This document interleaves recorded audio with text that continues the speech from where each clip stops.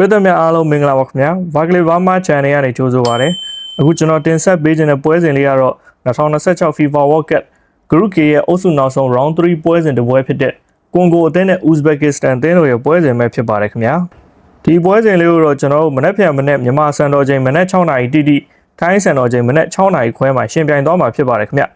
ဒီပွဲစဉ်မှာကမ်းမဲ့အသင်းကွန်ဂိုနဲ့ဒီ Uzbekistan တို့ကသူတို့နှစ်သင်းအနိုင်ရလက်တာထွက်ပေါ်ခဲ့သည်ရှိတော့နောက်တစ်ဆင့်ကိုတက်နိုင်သေးတာကြောင့်ဒီစောက်ကြည့်ရှင်စရာကောင်းတဲ့ပွဲတစ်ပွဲဖြစ်ပဲတတ်မှတ်ရမှာဖြစ်ပါတယ်ခင်ဗျာဆိုတော့ကွန်ဂိုနဲ့ Uzbekistan အသင်းတို့ရဲ့အကြောင်းလေးကိုမပြောခင်ကျွန်တော်ရဲ့ channel လေးကို like and subscribe လုပ်ပေးခဲ့ကြဖို့ညီကိုတွေကိုမေတ္တာရက်ခံပါတယ်ခင်ဗျာအုပ်စု K ရဲ့ဇယားရက်တူမှုလေးကတော့ကိုလံဘီယာကတော့6မှတ်နဲ့ဇယားထိပ်ဆုံးကိုဥဆောင်နေတယ်ဗျာနော်ပေါ်တူဂီကတော့ဒုတိယနေရာကနေ4မှတ်နဲ့လိုက်နေပါတယ်ကွန်ဂိုကတော့1မှတ်ရထားတယ် Uzbekistan ကတော့0ဗျကိုလံဘီယာရဲ့ goal difference တော့ +3 ရထားတယ်ပေါ်တူဂီကတော့ goal difference က +5 ကွန်ဂိုကတော့ goal difference က -1 လောလောဆယ်ဖြစ်နေတယ် Uzbekistan ကတော့ -70 ကိုဖြစ်နေတယ်ဗျာနော်ဒါကတော့ဒီ goal difference လေးတွေပေါ့နော်ဆိုတော့ကိုလံဘီယာနဲ့ပေါ်တူဂီကတော့နောက်တစ်ဆင့်ကို AACC ပဲတက်ရောက်သွားပြီဒါပေမဲ့တတိယနေရာမျှော်မှန်းခွင့်ရှိနေသေးတဲ့ကွန်ဂိုနဲ့ Uzbekistan ပေါ့နော်ဆိုတော့နှစ်သင်းလုံးကတော့ဒီအပြုတ်လို့ပြောလို့မရသေးဘူးသူတို့အနေနဲ့ဒီနောက်ဆုံးတနေရာသာမျှော်မှန်းခွင့်ရှိနေသေးတယ်အထူးဖြင့်ကွန်ဂိုမှာပေါ့နော်ဆိုတော့ကွန်ဂိုကသူတို့ရဲ့ဒီအုပ်စုပွဲစဉ်တွေမှာဟဲ့ဆိုရင်ပေါ်တူဂီကို 1-1 နဲ့တည်ကြခဲ့တယ်ပေါ့နော်အဖွင့်ပွဲမှာကိုလံဘီယာကိုတော့သူ 0-1 နဲ့ရှုံးထားတယ်ဗျဒုတိယပွဲမှာ Uzbekistan ကတော့ကိုလံဘီယာကိုအဖွင့်ပွဲမှာ 3-1 နဲ့ရှုံးထားပြီးတော့ဒီဒုတိယပွဲမှာပေါ်တူဂီကိုသူက5-0 နဲ့ရှုံးခဲ့တာဗျနော်ဆိုတော့ဒီ Uzbekistan ကတော့အရှုံးနှစ်ပွဲဖြစ်သွားတယ်ပေါ့နော်ဆိုတော့ဒီ Group K ရဲ့အုပ်စုတတိယအသင်းအနေနဲ့နောက်တစ်ဆင့်မှာတက်ရောက်သွားမယ်ဟဲ့ဆိုရင်ဘယ်အသင်းနဲ့တွေ့နိုင်လဲဆိုတော့တစ်ဖက်ကဒီ Group L ရဲ့ number 1အသင်းဖြစ်တဲ့အင်္ဂလန်နဲ့တွေ့ရမှာဗျဆိုတော့ဒီ Group K ရဲ့တတိယသည်တွေ့နိုင်ခြင်းအများဆုံးကဘယ်အသင်းလဲဆိုတော့နောက်တစ်ဆင့်တက်သွားရင်အင်္ဂလန်နဲ့တွေ့ရမှာဖြစ်ပါတယ်ဆိုတော့ဒီများသောအားဖြင့်ဒီကွန်ဂိုကစားသမားအများစုစီလဲ Premier League မှာကစားနေတဲ့ player ဖြစ်တဲ့အတွက်ကြောင့်နောက်တစ်ဆင့်ကတက်ရောက်သွားမယ်ဟဲ့ဆိုရင်တို့ဒီအင်္ဂလန်နဲ့တွေ့ရမှာဖြစ်မဲ့အတွက်ကြောင့်ဒီပို့ပြီးတော့စူးစမ်းလာနိုင်တယ်ပေါ့နော်အထူးဖြင့်ကွန်ဂိုတွေအနေနဲ့ပေါ့ Uzbekistan အသင်းရဲ့ line up ကိုကျွန်တော်တို့တစ်ချက်လေးလာကြည့်လိုက်တဲ့အချိန်မှာတော့ center back ကတော့ဒါအကုန်လုံးသိပြီးသားဖြစ်တဲ့ခုစာနောက်ပေါ့နော် Man City player လေးပါလာမယ် midfield မှာတော့ဒီ Fezullah ပေါ့နော် Fezullah တို့ Gandia တို့လို player တွေပါလာမယ် Fezullah ကတော့ဒီ Istanbul Basaksehir မှာကန်နေတဲ့ player တယောက်ပေါ့နော် center forward မှာက Eldor Shomurodov ပေါ့Eldor Shomurodov ကလည်းဒီ Fezullah ရဲ့နီးတူပဲ Istanbul Basaksehir မှာကန်နေတယ်အဲ့ဒါပြောမှဒီ Shomurodov ကသူကအခုပြီးခဲ့တဲ့နှစ်ဒီတူရကီစူပါလိမှာသူကဂိုးသွင်းပြင်စုရထားတာဗျနည်းနည်းလေးက player တော့မဟုတ်ဘူးအရင်တော့ကလည်းဒီရိုမာတို့ဘာလို့မှလည်းသူကန်ဘူးတယ်ပေါ့နော်ဒါပေမဲ့သူ့ရဲ့ဒီကစားသမားဘောကအထွန်းတောက်ဆုံးကအခုလောလောဆယ်ဘယ်လိုဖြစ်နေလဲဆိုတော့ဒီမီဇာကွန်စီခန်းတဲ့အချိန်ကျမှသူကတောက်ပနေအောင်နှစ်ချို့ဝိုင်းပုံစံမျိုးဖြစ်လာတာပေါ့နော်တူရကီမှာအရင်နှစ်ကသူကန်ခဲ့တဲ့စူပါလိပွဲစဉ်တွေကြည့်ရမယ်ဆိုရင်တော်တော်လေးကို active ဖြစ်ပြီးတော့ဒီဂိုးသွင်းမို့ဆိုတယောက်ဖြစ်နေအောင်ပြောနိုင်တယ်ပေါ့နော်ဆိုတော့ကိုလံဘီယာနဲ့ပေါ်တူဂီအသင်းကိုတော့သူ့အနေနဲ့ဂိုးသွင်းမနိုင်ခဲ့ဘူးဒါပေမဲ့ဒီကွန်ဂိုလိုတူလိုကိုလိုအသင်းနဲ့တွေ့တဲ့အခါမျိုးကြရင်တော့ကျွန်တော်ထင်တယ်ပေါ့နော်ရှူမူရူတော့လည်းဘာပဲပြောသူတကိုးလောက်တော့ရလာနိုင်တယ်ပေါ့နော်ဆိုတော့အဲ့ဒီချက်လေးကိုကျွန်တော်စောင့်ကြည့်ရမယ်ပေါ့နော်ဘာလို့ဆိုဒီတူရကီလိရဲ့ကိုသွင်းပြင်ဆိုတာနည်းနည်းတော့မဟုတ်ဘူးသူ့အနေနဲ့ဒါခြေမတွေ့သေးလို့ခြေတွေ့လာတဲ့ပွဲဆိုရင်လည်းသူ့အနေနဲ့သွင်းကောင်းသွင်းသွားနိုင်တယ်ဆိုတော့ကျွန်တော်ထင်တယ်ပေါ့နော်ဒီနှစ်သင်းတွေ့တဲ့အချိန်မှာကျွန်တော်ဂိုးပေါင်းပေါ်လေးမြင်ရလာနိုင်ပဲဗျဘာလို့ဆိုဒီနှစ်သင်းလုံးကလည်းဒီတတိကယ်ဝေးရလဲတင်မထူးနေမထူးပွဲဖြစ်တယ်ဗျာဆိုတော့ Uzbekistan ကလည်းသူ့အနေနဲ့အရှက်မကွဲအောင်တိုက်လာမှာပဲကွန်ဂိုကလည်းအမှတ်လို့နေဆိုတော့ကျွန်တော်တို့ဒီနော်ဝေးနဲ့ပြင်သစ်ပွဲတဲ့ဆိုင်ဒီလိုပွဲမျိုးလေးရပို့ပြီးတော့ကြည့်လို့ကောင်းမယ်လို့ကျွန်တော်ယူဆရတယ်ဗျာနော်ကွန်ဂိုအသင်းရဲ့ line up မှာကြ goalkeeper နေရာမှာတော့ Lionel Embassy ဆိုပြီးတော့ဒီ goalkeeper တယောက်ဝင်ပြီးတော့ကစားမယ်ပေါ့နော်သူတို့ center back ကိုတော့သူတို့3ယောက်နဲ့ပွဲထွက်နေကြဗျာနော်ဒီ20ပေပေါ့နော်အရင်တော့ဒီ Man U နောက်ခံလူခေါင်းပေါ့ပြီးတော့ဒီ Chancellor Mbaba ပေါ့နော် Mbaba ကတော့အရင်တော့ Newcastle နောက်ခံလူခေါင်းပေါ့နော် Capoeira ပေါ့ကာပွာဒီလည်းဝင်ပြီးတော့ကစားမှာပေါ့နော်ကာပွာဒီကတော့ထူးထူးဆန်းဆန်းဒီကွန်ဂို African face တွေထဲမှာသူက Latino face ဖြစ်နေတဲ့ကစားသမားတယောက်ပေါ့နော်ဆိုတော့သူ့ရဲ့ဒီ Miss Black ဆိုတော့လေဘာပဲပြောသူ့ရဲ့ဒီကစားပုံလေးကဒီ African တွေကြားထဲမှာတော့နည်းနည်းထူးဆန်းနေရပေါ့နော်တမျိုးလေးဆန်းနေတာပေါ့နော်ဆိုတော့ side back တွေကြားထဲမှာတော့ဒီ Masuaku ပေါ့နော်အရင်တော့ Sunderland player ဟောင်းဝင်ပြီးတော့ကစားမယ် left back မှာသူ Masuaku ကစားမယ် right back ကတော့ဒါအကုန်လုံးသိပြီးသားအရင်တော့ Man U player ဟောင်းအခု West Ham player ဖြစ်နေတဲ့ Bisaka ပေါ့နော် Bisaka ဝင်ပြီးတော့ကစားမယ်ဗျdefensive midfield မှာတော့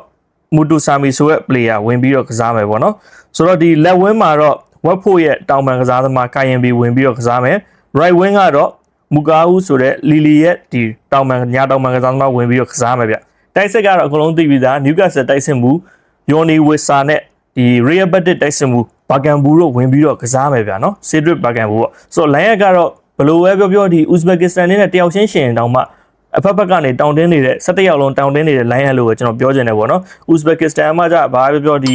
ဟိုသူတို့ဒီကွန်ဂိုနဲ့ရှင်ပြီးတော့ပိုက်နိုင်တာဆိုလို့ကူဆာနိုတို့ရှိုမိုရိုတို့လောက်ပဲရှိရဗျကျန်တဲ့ player တွေကဘာပြော low profile တွေဖြစ်နေပေါ့နော်ဆိုတော့ super set တွေအနေနဲ့ကကြဘသူတွေဝင်လာနိုင်သေးလဲဆိုတော့အမ်ဘူဂူပေါ့နော်အမ်ဘူဂူမောင်ပယ်လီယာပေါ့ပြင်သစ်လီဂူကလပ်မောင်ပယ်လီယာ right wing ကနေဝင်လာနိုင်တယ်ဗျနော်ဆိုတော့လက်ဝင်းမှာဟဲ့ဆိုလဲစန်တာလန်ကနိုအာဆာတီဂီပေါ့နော်ဆာတီဂီဆိုတဲ့ player တယောက်ရှိမယ်ဗျစန်တာလန်လက်ဝင်းမှာဘယ်တောင်ဝင်မှာဆော့ဖို့ပေါ့နော်ဆိုတော့ဒီစင်တာမစ်ဖီမှာဟဲ့ဆိုရင်လဲအက်စပန်ညိုကစားသမားပီကယ်ဆိုတဲ့ကစားသမားတယောက်ရှိအောင်ပဲဗျနော်တိုက်စစ်မှာဟဲ့ဆိုရင်လည်းဒီ UAE လီမှာကန်နေတဲ့ Al Jazeera ကလပ်မှာကန်နေတဲ့ဘန်ဇာဆိုတဲ့တိုက်စစ်မှုတယောက်ရှိအောင်ပဲဗျဆိုတော့ဒီကိုင်ယန်ဘီနောက်တယောက်လည်းရှိသေးတယ်ဗျနော်ဝင်းမှာဆော့တဲ့တယောက်ကလည်းသူ FC Jam ပေါ့နော် Belgian လီမှာကန်နေတဲ့တယောက်လည်းရှိသေးတယ်ဗျဘာပဲပြောဒီကွန်ဂိုလိုင်းရဲ့ဒီဥရောပအခြေဆိုင်အများစုကိုခေါ်လာဖြစ်တဲ့ကြောင့်တော်တော်လေးလဲတောင်းတင်တယ်သူတို့ရဲ့ဒီ player rating ထဲမှာလည်း star player တွေပါလာတယ်ဆိုတော့ဒီကွန်ဂိုလိုင်းရဲ့ကိုတော့စောင့်ကြည့်ကြင်စရာလေးပေါ့နော်ဆိုတော့အရန်နေသုံးမလားဆိုတော့ကျွန်တော်ထင်တယ်ဒီပွဲကလုံးဝအရန်မသုံးပါဘူးကွန်ဂိုနီးပြအတွက်ကွန်ဂိုအသင်းအတွက်ကွန်ဂိုကစားသမားတွေအတွက်ကွန်ဂိုတနိုင်ငံလုံးအတွက်ကဒီပွဲစီမဖြစ်မနေနိုင်ရမယ့်ပွဲဖြစ်တဲ့အတွက်ကြောင့်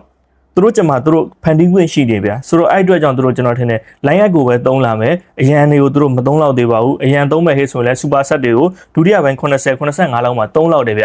ကွန်ဂိုမှာတစ်ခုကောင်းသွားတာဗျသူများရလက်တွေကိုကြည့်ကြရမလို့ဥဇဘက်ကစ္စတန်ကိုသူတို့နိုင်ပြီဆိုတာနဲ့ဘာပဲပြောနောက်တစ်စုံတက်သွားတယ်ကိုကျမကိုဖန်တီးလို့ရတဲ့အခြေအနေကြီးပေါ့နော်အဲ့ဒီချက်လေးတော့ကွန်ဂိုကိုသဘောကျပါတယ်ဗျာနော်ဒီကွန်ဂိုရောဥဇဘက်ကစ္စတန်ရောနှစ်သင်းလုံးက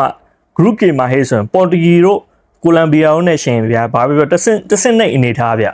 ျဒါပေမဲ့မြေသို့ပင်ဆိုစေကမူဒီကွန်ဂိုမှာဟဲဆိုရင်လည်းဝစ်စာပါမယ်ဗျာဘာကန်ဘူပါမယ်ဟိုဘက်တစ်ချက်ကဥဇဘက်ကစ္စတန်မှာဟဲဆိုလည်းရှိုမိုရိုဒေါပါမယ်ဗျာဆိုတော့ပလေယာ3ယောက်လုံးကဘာပဲပြောဒီထိပ်သီးအသင်းတွေမှာသူတို့ကကန်နိုင်တဲ့ပလေယာတွေဖြစ်နေတယ်ဆိုတော့ဝစ်စာနဲ့ဒီဘာကန်ဘူဝေးဆိုရင်လည်းကျွန်တော်ထင်တယ်ပေါ့နော်ဥဇဘက်ကစ္စတန်နောက်တန်းတွေအတွက်ကိုတော်တော်လေးဒုက္ခပေးသွားနိုင်တယ်အဲ့ဒါအပြင်မှာဒီရှိုမိုရိုဒေါပေါ့နော်ဥဇဘက်ကစ္စတန်အသင်းကတိုက်စစ်မှုကပတိန်လည်းဖြစ်တဲ့ရှိုမိုရိုဒေါဒ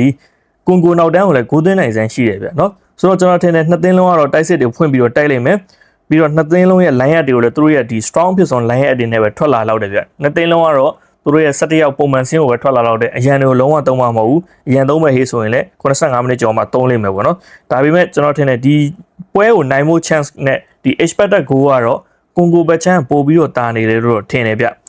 အင်္ဂလန်ကိုလည်းသူတို့ရင်ဆိုင်မှာဖြစ်တဲ့ကြောင့်သူတို့မှာ try မရှိဘူးဗျသိရမလားဆိုတော့ဒီအုပ်စုပထမတို့အုပ်စုဒုတိယတို့မှာက try လေးတွေရှိတယ်သိရမလားဒီကျန်တဲ့ဒီအုပ်စုတတိယတို့ဘောင်းနဲ့ရှင်းရမှာအုပ်စုတတိယတက်မဲ့အသင်းလေးရဲ့ကျသူတို့မှာ try မရှိဘူးဟိုဘက်ကဂရုဒီဘာပဲပြောဒီအုပ်စုပထမသမားရင်းနဲ့ရှင်းရမှာဆိုတော့ group L ကလည်းအင်္ဂလန်ကအုပ်စုပထမရ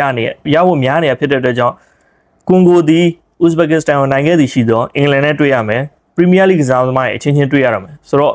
ဒီကွန်ဂိုအနေနဲ့လည်းဒီပွဲစဉ်ကိုစိတ်လှုပ်ရှားပြီးတော့သူတို့နိုင်အောင်စူးစမ်းမှာတော့အမှန်ပဲဗျဆိုတော့ကျွန်တော်ဒီပွဲစဉ်ကိုကွန်ဂိုဘက်ကနေပဲနည်းနည်းအသားပေးပြီးသုံးသပ်လိုက်တာကျန်တဲ့အကြောင်းကြောင့်မဟုတ်ဘူးเนาะဒီလိုမျိုးအနေထားလေးရှိနေတယ်ကွန်ဂိုနဲ့ကသူတို့ကျမှသူတို့ဖန်တီးခွင့်ရှိနေတယ်ဗျအဲ့ဒီချက်လေးကိုသဘောကျလို့ပါဗျာအခုလက်ရှိထွက်ပေါ်လာတဲ့ overall market price ဈေးကွက်တွေကိုကျွန်တော်တို့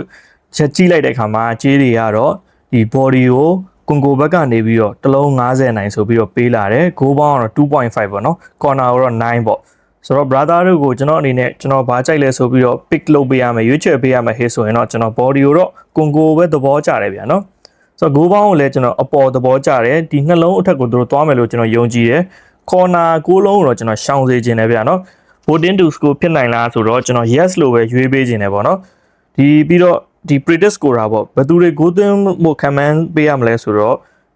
ကွန်ဂိုဘက်ကဆိုရင် Newcastle တိုက်စစ်မှုဝစ်စာနဲ့ Real Madrid တိုက်စစ်မှုဘာကန်ဘူအပြင်ဒီနောက်ခံလူမာဆွာကူတို့ Sunderland player စာတီဂီတို့ကလည်း goal သွင်းနိုင်နေဗျအဲ၄ယောက်နဲ့အပြင်ဒီ Uzbekistan ဘက်ကဟေးဆိုရင်တော့သူတို့ရဲ့ဒီ captain တိုက်စစ်မှုပေါ့နော် Edo Shamoro တော့ goal သွင်းမယ်လို့တော့ကျွန်တော်ခံမှန်းပေးခြင်းတယ်ပေါ့နော်ဆိုတော့ဒီဖြစ်နေတဲ့အနေအထားတွေမှာအပိုင်ကန်ပြီးတော့ဒီနောက်တစ်ဆင့်ကိုတက်သွားမဲ့ကွန်ဂိုပဲသဘောကျမိတယ်ပေါ့နော်ဘာလို့လဲဆိုတော့ဒီမနေ့ပြန်သူတို့ဒီပွဲကိုနိုင်ပြီဆိုတာနဲ့သူတို့ကတက်သွားပြီကျန်တဲ့အသင်းရဲ့ရလိုက်ကိုငေးကြည့်နေကြမလို့ဘူးဗျာနော်ဆိုတော့ကျွန်တော်ဒီကွန်ဂိုပဲရွေးပေးခြင်းနဲ့ကွန်ဂိုရွေးရခြင်းအကြောင်းရင်းကလည်းကွန်ဂိုမှာရှိနေတဲ့တိုက်စစ်မှု2ယောက်ပေါ့အထူးဖြင့်ယွန်နီဝစ်ဆာနဲ့ဘာကန်ဘူကိုကျွန်တော်ယုံကြည်ရဲဒီ player တွေမှာတကယ်ဘာပဲပြောဒီပွဲတိုးတယ်ဗျာနော်ဒီ Uzbekistan ရဲ့ player နဲ့ရှိရင်ကွန်ဂိုရဲ့ line up တွေလည်း strong ဖြစ်တယ်အဲ့လိုအခြေအနေမျိုးမှာတစ်လုံးနိုင်အောင်မှ90လောက်ပျော်ခွင့်ရနေတယ်ကွန်ဂိုပဲကျွန်တော်ရွေးပေးခြင်းတယ်ဆိုတော့ကျွန်တော်ရဲ့ brother အကုန်လုံးကျမ်းမာချမ်းသာလမ်းဖြာပြီးတော့ လူတိုင်းဖြစ်ပါစေကမ္ဘာဖလားပွဲတိုင်းမှာလည်းခံကောင်းပါစေလို့ကျွန်တော်ဆုတောင်းပေးခြင်းပါတယ်ခင်ဗျာကျွန်တော်ရဲ့ channel လေးကိုလည်း like and subscribe လေးလုပ်ပေးခဲ့ကြဖို့ကျွန်တော်ညီကိုတွေအားလုံးကိုမေတ္တာရက်ခံပါတယ်နော်ဆိုတော့ကျွန်တော်တို့ဒီပွဲပြီးတာနဲ့မနေ့ဖြန်မနေ့ကျရင်တကယ်လို့ဒီကွန်ကိုမှန်ခဲ့ရင်ကျွန်တော် comment တွေကိုလာပြီးတော့မှန်ခဲ့လို့ရပါတယ်နော်ဆိုတော့နောက်ပွဲကျရင်ပြန်တွေ့မယ်ဗျာမနေ့ဖြန်ပြီးတာနဲ့ကျွန်တော်ကဘယ်ကိုရောက်သွားလဲဆိုတော့32သင်းစင်တွေကိုရောက်သွားပြီ32သင်းစင်တွေကပွဲတွေကပိုကောင်းလာတော့မှာဆိုတော့အဲ့အတွက်ကြောင့် brother တွေ fighting လို့ပဲပြောပြရစေ good luck ပါခင်ဗျာ